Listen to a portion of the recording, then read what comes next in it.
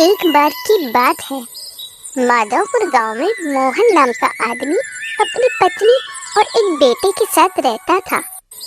मोहन जंगल में लकड़ियां काटकर अपने घर का गुजारा चलाता था। एक दिन कुछ बड़े लकड़हारों ने मोहन से सारी लकड़ियां छीन ली। क्यों रे, हमारे इलाके से लकड़ी काट कर ले जाएगा?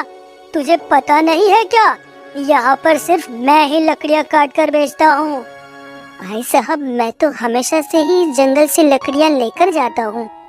इतने दिन ले गया तो तू अपनी अच्छी किस्मत समझ, लेकिन मैं इस इलाके का लीडर हूँ, तो तू अपना काम कहीं और जाके देख, समझा? वो लकड़हारा मोहन को वहाँ से भगा देता है। मोहन उदास मन से अपने घर की तरफ चल पड़ता है। अब क्या करूँगा मैं? कैसे अपना घर चलाऊंगा? मेरे बीवी बच्चे तो भूखे मर जाएंगे। हे भगवान, ये क्या हो गया मेरे साथ?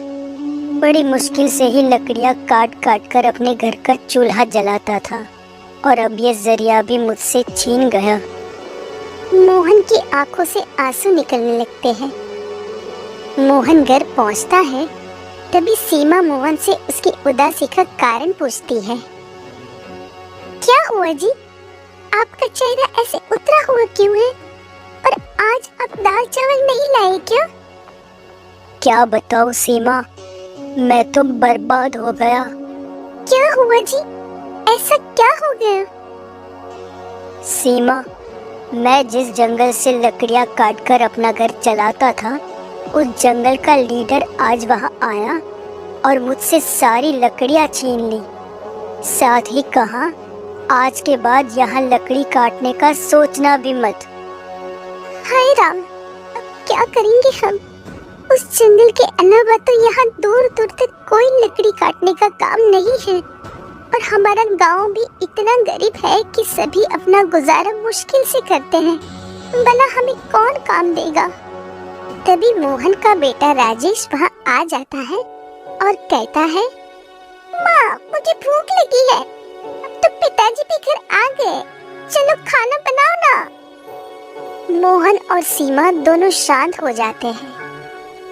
मैं विमला काकी के घर से थोड़ा खाना मांग लाता हूँ, ताकि हम राजेश की भूख मिटा सके।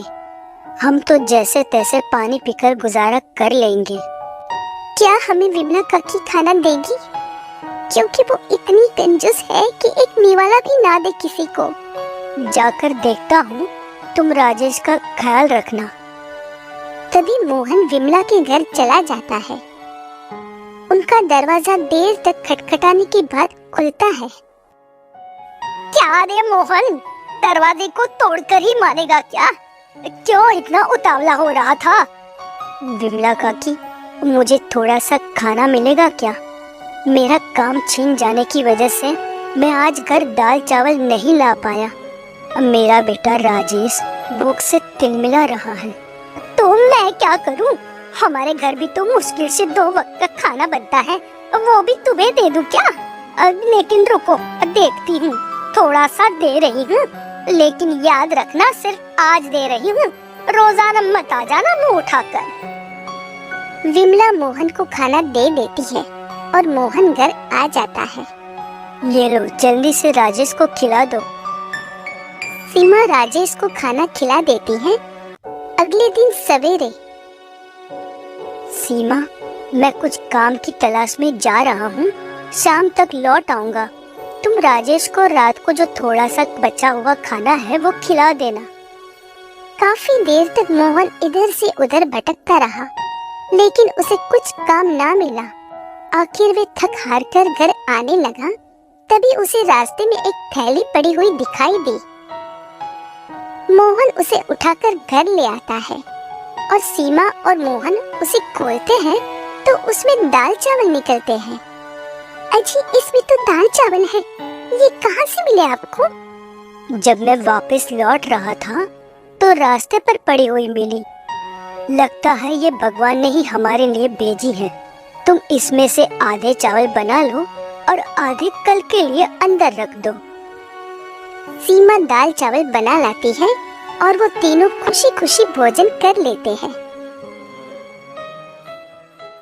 सुबह जब वो लोग उठते हैं तो देखते हैं कि जिस कमरे में उन्होंने बचे हुए दाल चावल रखे थे वो पूरा कमरा दाल चावल से भर चुका था और उनका घर दाल चावल का बन चुका था। अरे सीमा, ये सब क्या हो गया? क्या मैं सपना देख रहा हूँ? तभी वहाँ पर रखी दाल चावल की थैली कहती है, एक जादुई थैली हूँ। बहुत दिनों से मैं रास्ते पर पड़ी थी, मुझे वहाँ से किसी ने नहीं उठाया। सब यही कह रहे थे कि मैं कोई जादू टोना की वस्तु हूँ, परंतु मोहन तुमने मुझे उठाया और अपने घर ले आए। आज से तुम्हें किसी भी चीज की कमी नहीं होगी, क्योंकि मैं ढेर सारा दाल चावल निकालूंगी। अरे वाह, अब मैं इसे बेचकर ढेर सारा धन कमाऊंगा और सस्ते दामों में बेचूंगा ताकि लोगों को दुकान से कम कीमत में ये सामान मिल सके। सीमा और मोहन बहुत खुश हो जाते हैं। अब वह थैली रोज रात को ढेर सारा दाल चावल निकालती है। मोहन उसे गांव और शहर में बेच आता है और पैसे कमाता है। साथ ही मोहन उस दाल चावल को गरीबों में भी बांटा करता था।